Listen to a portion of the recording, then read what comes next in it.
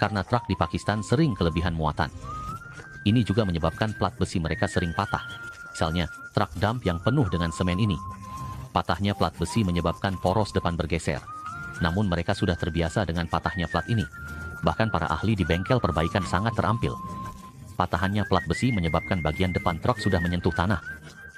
Untuk memudahkan melepas plat besi untuk dilas, ahli perbaikan pertama-tama harus mengangkat bak truk agar ada cukup ruang untuk perbaikan di bagian bawah. Setelah mencapai ketinggian yang diinginkan dengan dongkrak, mereka akan mengganti dengan penyangga spiral, sehingga dongkrak hidrolik bisa mengangkat bagian lainnya.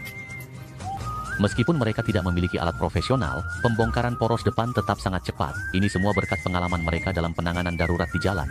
Bagaimanapun, tingkat kerusakan truk di Pakistan sangat tinggi, dan setelah semua bagian yang rusak dari poros depan dibongkar, karena kondisi lingkungan di lokasi tidak mendukung perbaikan, ahli perbaikan tidak hanya harus memisahkan plat besi yang patah, tetapi juga harus memuat roda yang mengalami deformasi dan poros depan ke dalam truk. Hanya dengan cara itu, mereka bisa membawanya kembali ke bengkel untuk perbaikan lebih lanjut, dan pemilik truk untuk mengurangi kerugian kali ini, bahkan memilih untuk melakukan perbaikan las pada plat besi yang patah.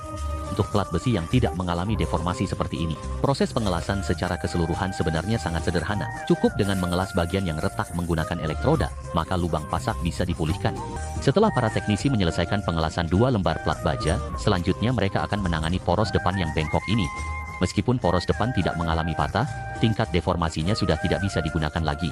Jadi mereka perlu menggunakan mesin hidrolik besar untuk menekan bagian yang bengkok berulang kali, agar dudukan batu bata kuning bisa kembali sejajar.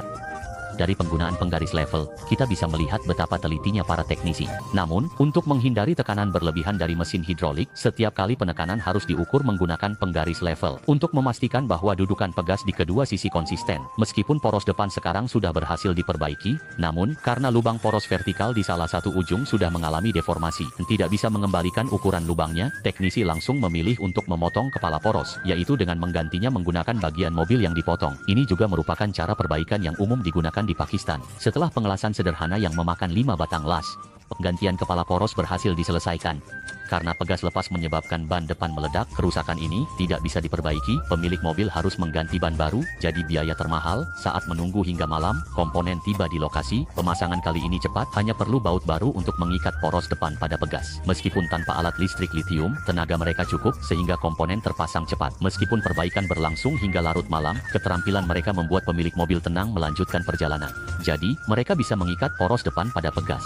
Meskipun bengkel ini tidak menggunakan alat listrik lithium yang memudahkan, untungnya mereka memiliki banyak tenaga, sehingga semua komponen bisa dipasang kembali dengan sangat cepat.